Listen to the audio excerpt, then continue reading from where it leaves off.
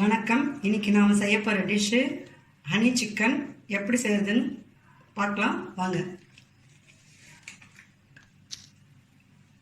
1/2 kg சிக்கனில் மஞ்சள் தூள் உப்பு போட்டுட்டு அரை வேக்காடு வேக வச்சு எடுத்து வச்சுருக்கேன்.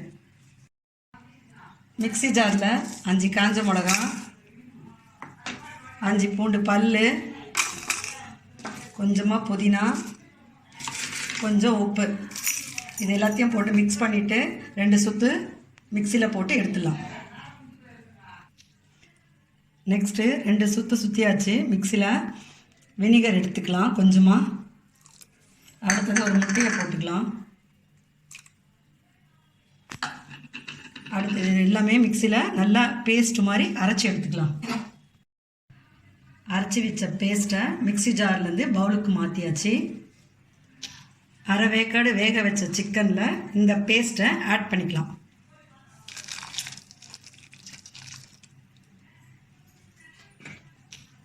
ஒரு கப்பு கார்ன்ஃப்ளவர் மாவை இதில் ஆட் பண்ணிக்கலாம். நல்லா மிக்ஸ் பண்ணி விட்டுக்கலாம். மிக்ஸ் பண்ணியாச்சு. உங்களுக்கு ஃப்ரை பண்ணுற அளவுக்கு திக்னஸ் வரலன்னா கொஞ்சம் இன்னும் கார்ன்ஃப்ளவர் மாவை ஆட் பண்ணி ஃப்ரிட்ஜில் ஒரு 15 மினிட்ஸ் வச்சுருங்க. 15 மினிட்ஸ் ஆயிடுச்சு. ஃப்ரிட்ஜிலேருந்து வெளியில் எடுத்துட்டேன். இப்போ எண்ணெய் சூடானதும் அதை பொரித்து எடுத்துக்கலாம்.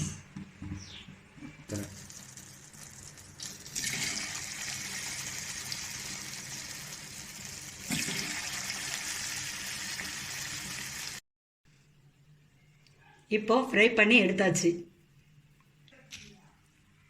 இப்போ கேஸ் ஆன் பண்ணியாச்சு. கடாய் வச்சாச்சு. இதில் 5 டேபிள் ஸ்பூன் எண்ணெய் ஊற்றிடலாம்.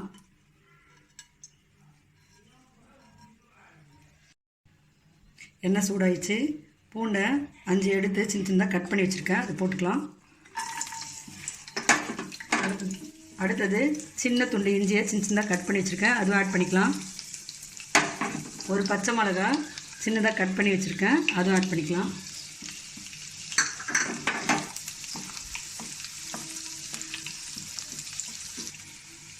அடுத்து ஒரு பெரிய வெங்காயம் நீல வாக்கில் கட் பண்ணியிருக்கேன், அதை இப்போ ஆட் பண்ணிக்கலாம்.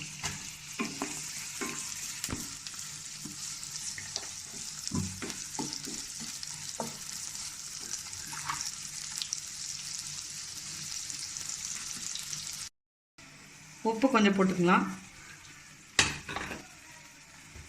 அடுத்து காஷ்மீரி மிளகாத்தூள், வினிகர் கொஞ்சம் போட்டு 1 டேபிள் ஸ்பூன் போட்டு இதில் மிக்ஸ் பண்ணிக்கோங்க.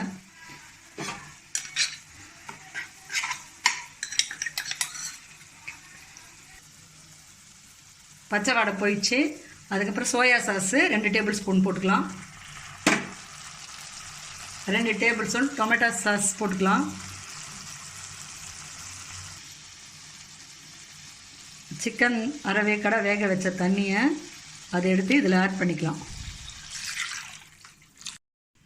கிரேவி திக்காக 2 டேபிள் ஸ்பூன் கார்ன்ஃப்ளவர் மாவை தண்ணியில் எடுத்து கரைச்சி வச்சுருக்கேன், இதை இதில் போட்டுக்கலாம்.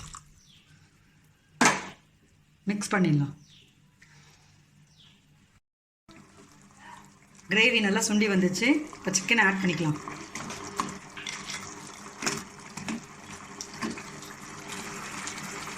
கிரேவி நல்லா மிக்ஸ் ஆகிடுச்சு. இப்போது ஹனியை ஊற்றிடலாம்.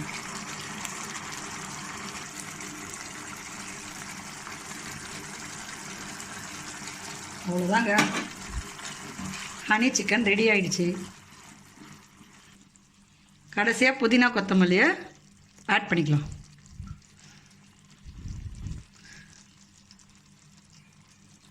அவ்வளோதாங்க, ரெடி ஆகிடுச்சு ஹனி சிக்கன். இது சப்பாத்தி, பரோட்டா எதில் வேணால் இந்த டிஷ்ஷு வச்சு சாப்பிட்டுக்கலாம். ரொம்ப சூப்பராக இருக்கும், ரொம்ப சுவையாக இருக்கும், ரொம்ப டேஸ்ட்டாக இருக்கும்.